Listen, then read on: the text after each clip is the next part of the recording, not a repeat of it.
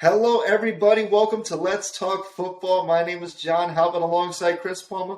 How we doing today? Listen, man, after a Super Bowl like that, you can't help but be happy. It's just what it is. I know I wanted the Eagles to win, but my God, what a game that was. Okay, so let's get right into our Super Bowl recap. We're going to keep it brief because you probably all saw the game, but we kind of called the script. The script was kind of set for us, but the Chiefs ultimately winning 38-35. Congratulations to the Kansas City Chiefs, but man, what a game. Both teams played exceptionally well. Shout out to Jalen Hurts. He absolutely balled that game. Jason Kelsey, Patrick Mahomes, Travis Kelsey, Isaiah Pacheco. There was so many stars throughout the night. And, oh, man, what are your thoughts on that game? What just when you look at the game, you just immediately think, wow, this game is going to be insane when it comes to matchup. High scoring, physical, discipline. But when you think about the episode we did last week, we kind of called everything that was going to happen pretty much down the middle. The biggest fight was going to happen right on the offensive line. All game, you see both sides on the offense and defense just fighting all night. Mm-hmm. Shout out to the Chiefs' offensive line not giving up a sack the entire game against the league sack leaders this year. 78 sacks in the regular season this year. That is crazy. They had 4 players that had 10 or more sacks this year. Ridiculous type of defense the Eagles were on. To hold a defense like that to no sacks throughout the game, you deserve every shout out in the book. You deserve to win a title there. Mm-hmm. And then you have, again, late in the game, you have the longest punt return in Super Bowl history, 65 yards. Kadarius Toney. Mm-hmm. Huge shout out to you, man. That was the foot to the throat play that really set everyone apart. But the one thing I want to say, the moment that changed the game, mid-second quarter, was the fumble recovery for a touchdown. And I want to say, I called that last week, the defensive touchdown was going to seal the game and change everything. Mm-hmm. Yeah, no, that's the thing. Is like you 100% called it, whereas you're like the first defensive touchdown is going to be what decides the game. And ultimately, they won with that touchdown. That ultimately won because of that extra score, because that completely changed the game in the second quarter. But it was just, again, we called a lot of the things where it's like first defensive score, big turning point, check. Winner in the trenches, check. Going to see a lot of great line play, a lot of great blocking, check. Were there still highlight plays? Are the playmakers going to make plays? Absolutely. A.J. Brown and Devonta Smith and Travis Kelsey had a night. Check. Were the Chiefs rookies going to step up when they needed to? Isaiah Pacheco, Trent McDuffie, George Karlaftis. Mm-hmm. These are all rookies that they were drafted this year, and they stepped up and played. It was a fantastic game. And to piggyback off of that, I'm going to give a shout out to Juju Smith-Schuster. He kind of went under the radar on the Chiefs this year. He was about to see his way out of the league when he was in Pittsburgh because not many people wanted him. The Chiefs took a chance on him. Yep. And he actually picked up a lot of the slack. The entirety of the regular season, he led the team in receptions. Mm-hmm. So he was that focal point. He was that number one. He also led the team in reception throughout the Super Bowl. So good on you for, screwing your head on tight and, realizing what is going to happen here in Kansas City. Yep. That you guys are here for a championship and you need to do away and mature yourself a little bit. And it happened and good on you. So shout out to Juju for getting your ring. It was a phenomenal game between the two of them. And that's the thing, too, is we also said, it's like, look, whoever has the lead, don't get comfortable. Because either team can just come back and win. And the Chiefs, the Chiefs were down 10 at halftime. And they had 4 possessions in the second half, and they scored on every single one of those possessions. Yep. Touchdown, field goal. And that's how you win a game. Yes. That we also called that's like, look, teams are not going to get as many chances with the ball because both teams run very well, so it's going to take a lot of time off the clock. You want to talk time on possession? 18 minutes in the first half, in the first half, I believe the Eagles had between 18 and about 22 minutes of time of possession in the first half. Mm-hmm. That's a formula to beat the Chiefs, but it ultimately wound up kicking them because of them going 4 for 4. Because coming out of the second half, they get the ball back, they score. Eagles get the ball, they get a 3, now punt it to the longest punt return in Super Bowl history. That's right there. Everything just implodes on the Eagles, and you can already tell into the second half, Kansas City is in another gear. Yeah, and Mahomes was absolutely locked in. There was a moment where he did get turned on his ankle, so they did have to, I guess, numb him up and stuff like that. My theory is he smoked a fat blunt, and that's a huge dab. He took a huge dab and was like, "Okay, look, let's win another Super Bowl," and he ultimately did. Well, the one thing that is actually legal for the medical to do in NFL is there's some type of solution. The name it's if it defeats me, but it's almost like a numbing agent. It's almost like a cortisone shot where they hit you in the injury point and it makes the whole appendage pretty much go numb. Mm-hmm. I forgot who it was. It was a lineman who used to take it and used to talk about when he was a Chief, he wound up retiring. I think it was the center from 2 years ago when they went to the Super Bowl. Okay. He was talking about when Mahomes got hurt the first time, when he hurt that ankle, that they numbed him up, and he was talking about how it literally just felt like running with a lead weight on your foot. So when you look at that and the way this kid was running, it's kind of obvious, he doesn't have much grip there. But a lot of people need to understand with looking at that injury, Patrick Mahomes on one leg is still many, many times better than a lot of players in the league when it comes to being genetically advanced athletes. Him as an athlete on one leg, he's still better than a lot of people. He, right now, Patrick Mahomes has separated himself as so far the best quarterback in the league. He's on a tier of his own. He's already a Hall of Fame player already if he were to retire today. And yeah, without a doubt, 5 years in the league as a starter. 5 years he's starting. 2 MVPs. 2 Super Bowls. 2 Super Bowls. 2 Super Bowl MVPs. 5 AFC Championship appearances. All home. In 5 years. 5 All-Pros. 5 All-Pros. He has 24,000 yards or something like that passing. He set the league record this year for passing yards in a season. You're 27. Yeah.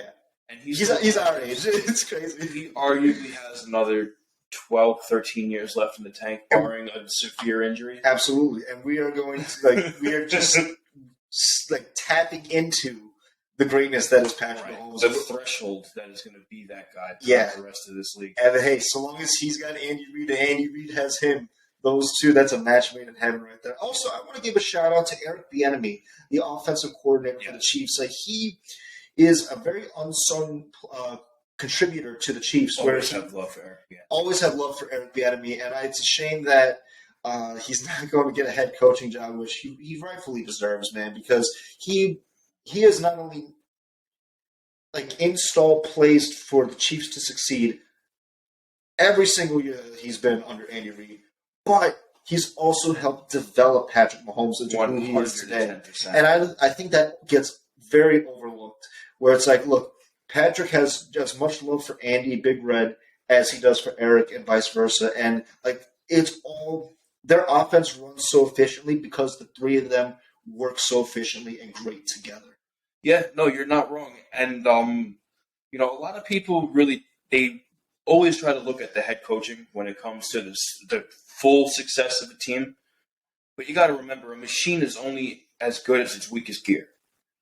The chain is only as strong as its weakest link. However you want, whatever analogy you want to look at when it comes to a complete team and a complete coaching staff, the head coach only does so much. When it comes to playbook organization, this is actual going through drills and fundamentals at practice. That's all the coordinators and the specific position coaches. So, as much as I agree with you, I wish Eric Bieniemy would go and get a head coaching position somewhere because he would bring a team to new levels, just like Brian Flores would, being the past linebacker coach. Now, I believe he is a coordinator for the Vikings. For the Vikings, yeah. Right. Mm-hmm. So, good for you. You're going from position to coordinator. You're now making more moves to become a head coach somewhere. Again. You're getting another chance at being a coordinator. I love it. Love to see it. But you were great in Pittsburgh with Brian Flores. Eric Bieniemy is such a structured gear in Kansas City. I don't know how that would play out for them. Now, this is taking nothing from Andy Reid and how he organizes a team. Mm-hmm. He knows the importance of having a good coaching staff behind him. You take Eric Bieniemy out, you have to incorporate an entirely new playbook. And we saw the issues of taking a coordinator out that understands the what you need for your quarterback to play at your best in Buffalo with Josh Allen and Brian Daboll leaving to become a head coach somewhere. It would be such a shame to watch Eric Bieniemy become a head coach and then you watch the decline of Kansas City. Well, I mean, I wouldn't. I see what you're saying. It's hard to speculate that because I think again, he is so important to the Chiefs' success, but I don't think the Chiefs' success is dependent on Eric Bieniemy. No, and I'm not.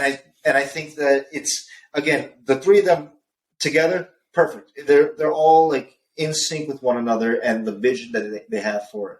I just think for Eric Bieniemy, his individual success and like within his like football career, I think would flourish and would really benefit whatever team that really needs it. Honestly, I would say he would be great in a situation, say like the Colts or or even say the Cardinals. But I do want to say at this point, as of today, those coaching vacancies were actually filled by the coordinators of the Eagles. So the offensive coordinator for the Eagles, Steve Steichen, I believe his name is Steichen.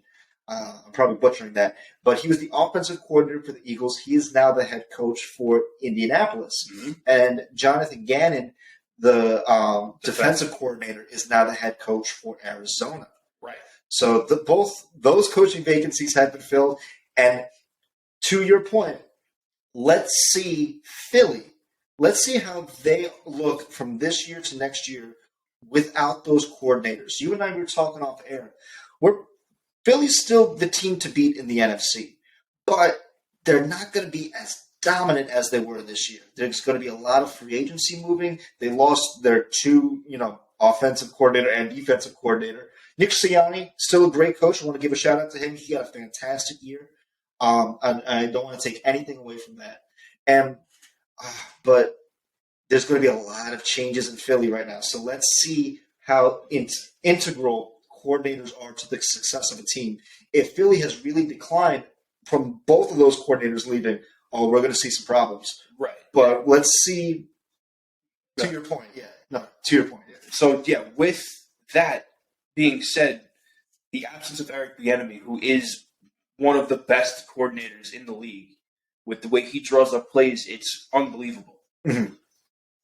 That would be I feel like that would put Kansas City in such a detriment because that's such a huge hole to fill. It is, because there's only one Eric Bieniemy. Correct. And so I completely agree with you on that. And I do want to see the moves that both teams make in the offseason. I think for Kansas City, we probably still expect them to be great. And in the AFC, they're still the top dog. If anyone in the AFC has a chance to get to the Super Bowl, you got to get through them. You got to beat KC. And for the NFC, let's see how it looks out, because Philly, let's see the moves they make in the offseason, what kind of holes they think they need to fill.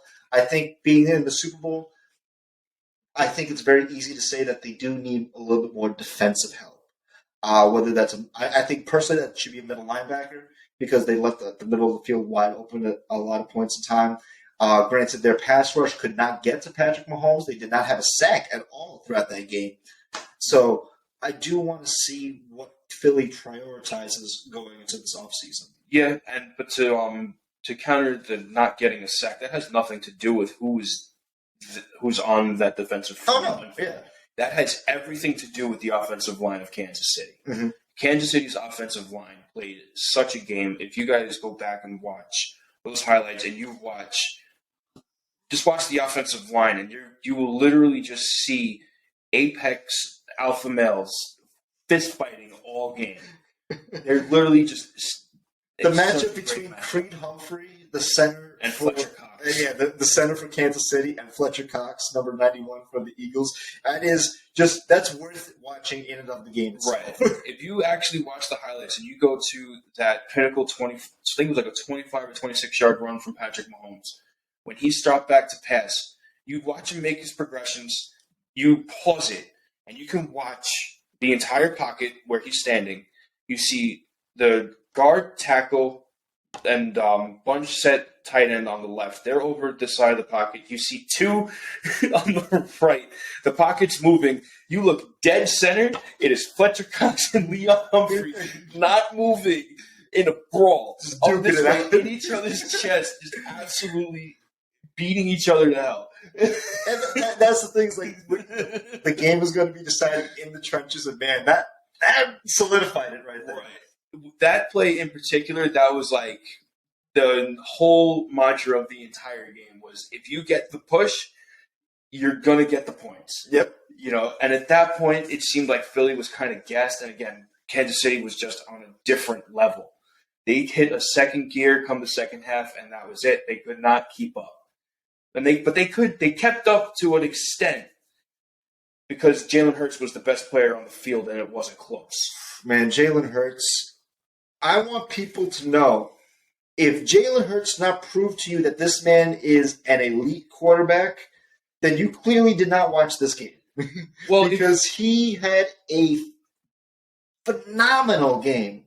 If this game doesn't prove to you that he's one of the best quarterbacks in the league, just like this season should have, I'm going to say this very clear with the utmost respect. You have no idea what you're watching. And I mean that in the nicest way possible.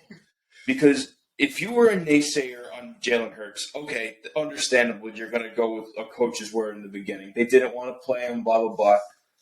He is the ultimate underdog. He has been counted out since the beginning. Oh, he's undersized. Newsflash, the man can squat 600 pounds. Just throwing that one out there. He can squat 600 pounds. He's an animal. He's not undersized. He's an underdog. He's an absolute animal. We always talk about Austin Eckler, how he's pound for pound one of the strongest people in the league. Jalen Hurts is in that argument. Is in that conversation. Oh, 100%. Someone actually told me last year that Jalen Hurts does not have the long ball. It's laughable when you think about those words that he does not have the long ball. He proved it time and time again in this game. In this one game, and he has such a pretty long. It's a good long. Oh my God, it's so nice. Throws it on a seam. It stays in the air. It floats. It goes right to where it needs to be. It reminds me of the way Drew Brees used to place a ball. You know what I mean? When it comes to his ball placement, it reminds me of Drew Brees. That rainbow arc directly right into the basket. To the hands. Yep. Right into the basket, and that's it. You know, and he can also throw it on an absolute line if he needed to. Mm-hmm. So he is one of the most complete quarterbacks in the league right now. He is a scary quarterback, and to go against, to just kind of one thing that I really admire about Jalen Hurts, and obviously, you know, we're sorry that you didn't win, but you played so well. We don't want to take anything away from that because it was. If you were not impressed by Jalen Hurts, then again, clearly you just did not see the game. But one thing I got to commend him on is his decision making, because not only is he extremely athletic, where he can make all the throws, he can make all the runs, but his ability to process information at a very fast pace to know, okay, like, now I can run, now I should pass, and being able to like decipher all that information, read the field, and have good vision of the ball. I want to say that I truly admire that, and that's what separates not good quarterbacks from great quarterbacks. Right. And I think Jalen Hurts has really taken that and separated into a great quarterback. He's taken leaps and bounds. And we talk about progression throughout the years, right? He's in year 3. He went from a backup, never should have been a backup. I'm going to throw that one out there completely. He never should have been a backup behind Carson Wentz. his first year. He was a backup line. Should not have been there. He should have been starting from the jump. To starting major playoff run. Now you're in the Super Bowl. Yep. We say this game is a game of inches. This man takes feet. He's taking this league by storm, and people need to catch on, or they're going to be left in the dust, and it's just going to be a big old Philadelphia signal right when they leave you. They are going to be on an absolute tear for as long as this man is at the helm. I'm not afraid to say I truly believe that Jalen Hurts and the Eagles will win at least one Super Bowl. Like, he will be a Super Bowl champion at some point in his career. As long as they don't play the Chiefs in the Super Bowl, probably. Yeah. I mean, even still, they could beat the Chiefs. They could have beaten the Chiefs. Yeah. And that's the thing, is they played extreme. That's what made this game so well, is because either team could have won. It was tied 35-35 with 9 minutes. with 5 minutes left. Yeah. And it was just, that's what you want in a game. You want to see both teams compete. And so long as Eagles have Jalen Hurts and the Chiefs have Patrick Mahomes, both teams are going to compete for championships. So at this point in time right now, if you look at this last season and the season prior, if you want to look AFC, NFC, the real front runners of the AFC right now are the Chiefs and the Bengals. So, and right now it's pretty telltale that the Eagles are the team to beat. And then you look after that, it's probably the 49ers. Yeah. You would think the 49ers, and then after that, again, I'm going to say on paper, Dallas. On paper. They should be one of the front runners of the league. They unfortunately are not. But it's not Mike McCarthy's problem. It's all the coordinators again. I mean, I would also put Minnesota. Well, no, I wouldn't put Minnesota. Honestly, I would expect better things from the Rams next year. Yep. And I think that because the Rams were injured throughout the whole season, and Sean McVay is coming back. So is Aaron Donald. And so is Aaron Donald. So is Matt Stafford. And I think that, and so is Cooper Kupp. So, like, their core guys, I think they're going to be, again, they're going to be contenders, but they're not going to be, again, dominant in their years prior. Right. But they're going to be contenders. So the NFC, there's going to be some teams that are, that are going to be competing with the Eagles, but the Eagles are so far the team to beat in the NFC. Right. I really want to see what happens with the Packers now. I do too. I want to see where they move. Like, are they going to finally play Jordan Love? Like, is he finally going to see the field?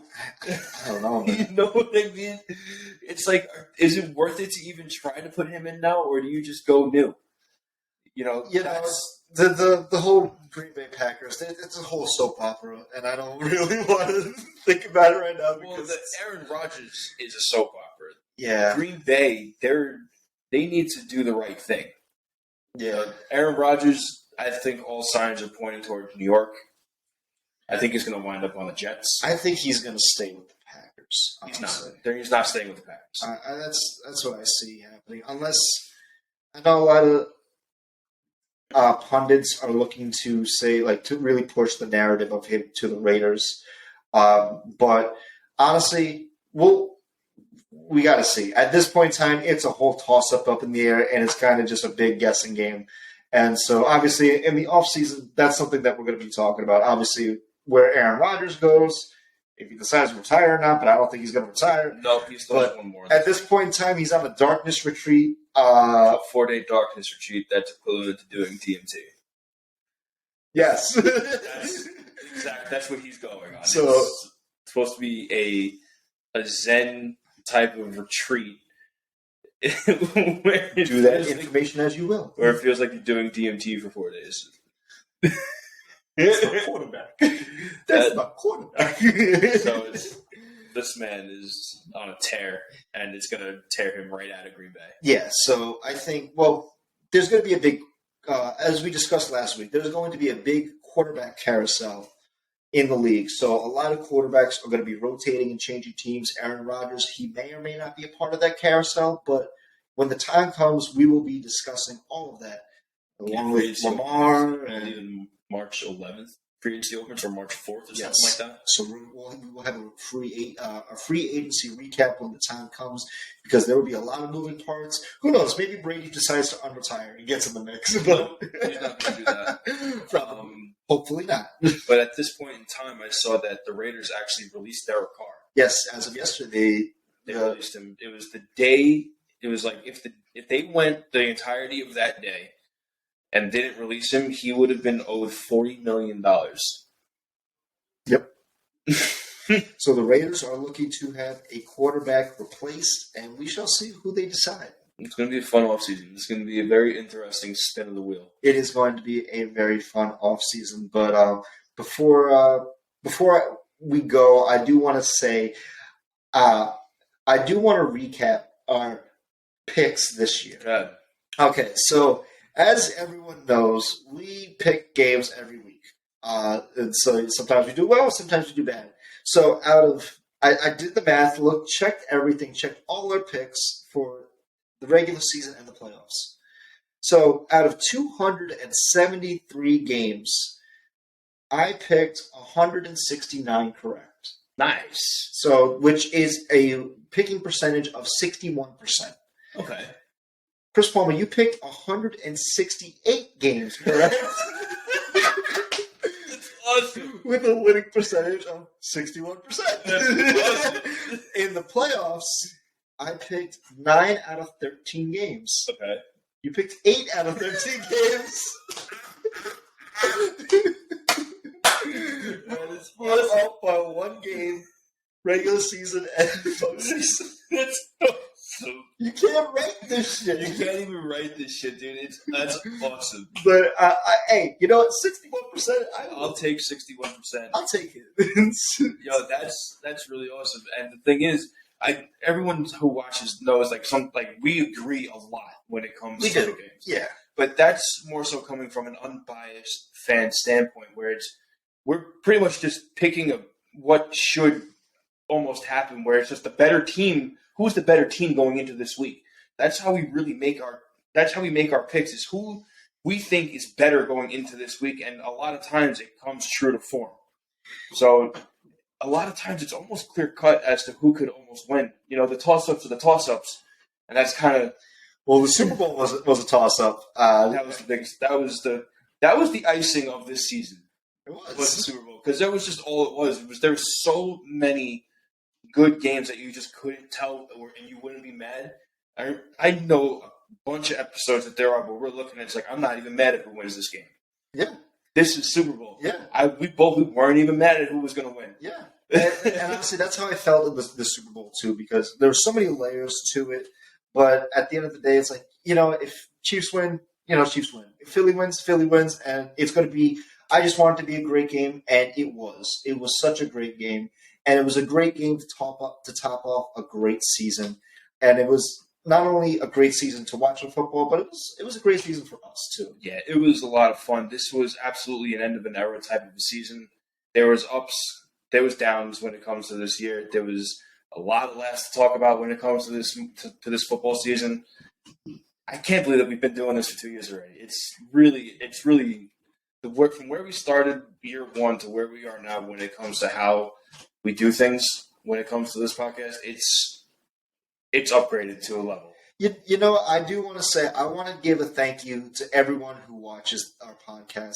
I know it's not, we don't edit anything. We just talk, and we just love to just talk about the game of football. But I want to say thank you to everyone that has watched us and has supported us, because it really means a lot, because to be able to just kind of sit down and just talk, just have conversations about football. It's for me, it makes the past 2 seasons such memorable seasons.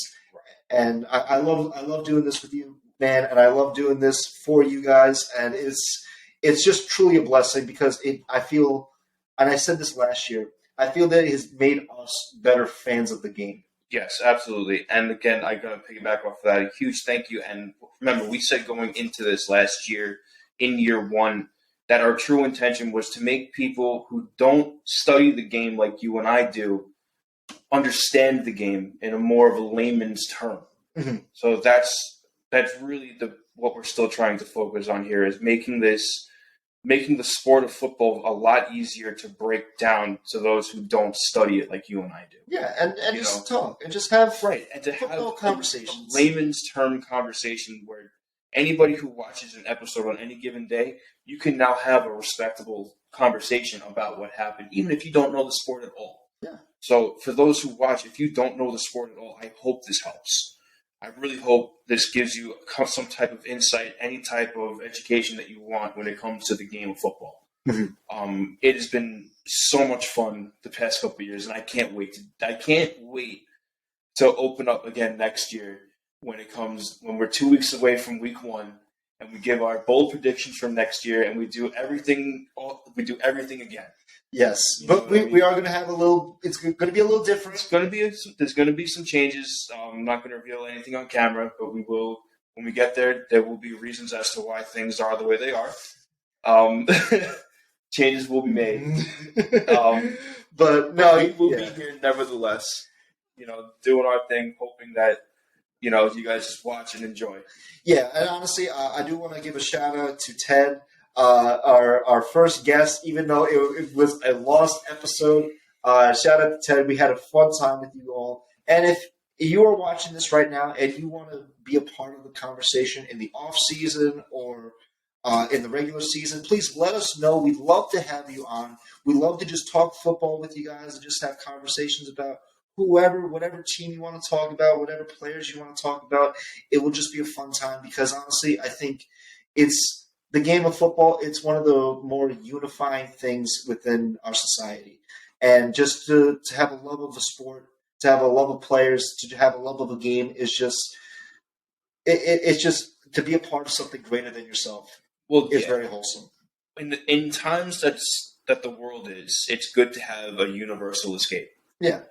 And professional sports, as much as people like to dog professional sports saying how they're scripted, it's just entertainment, this, that, the third. Sure, even if they are, it's entertaining and it's a release. It is. It's a way to escape the world for a little while. Everyone needs something to escape. So if you find professional sports to be something where you can go into a different realm and look at something different that, like you said, is bigger than yourself. Mm-hmm. I hope you enjoy every bit of every sport that you watch unanimously. Yeah, because when we watch football, we try to make it a point to get together with all our friends. And just because, it's a day to just have fun and to be with good company and to just watch and to be entertained. And I think to have days like that, to look forward to those days, it's truly remarkable and it makes life worth living. And and I think sports as a whole, as a society, it makes us really appreciate life because it's it gives us something to look forward to. Right. It gives you something to look forward to and, it gives you something to miss. Exactly. If you have nothing to look forward, I'm not saying you have nothing to look forward to, but when you have time to wait, when you have time to miss the thing that you like the most for 6 months, it makes it that much more fun to come back. Absolutely. That's why already, I'm personally thinking about next year already. It has crossed my mind. My mind has come up to now again because I'm a college ball guy. My mind is on the draft. The draft day is like a holiday for me. I love draft day and combine day. You know me. I love draft day and combine day. Don't worry, we're going to be covering that when the time comes. All right, you got any final thoughts? To make a short story long and a long story short, I just want to say thank you, Chris Palmer, for another wonderful season. That's right. And thank you to everyone who watched because it was truly a memorable season. This was a magical season. I hope you guys enjoyed. We will be here come March and then again come next season for year number 3 of Let's Talk Football.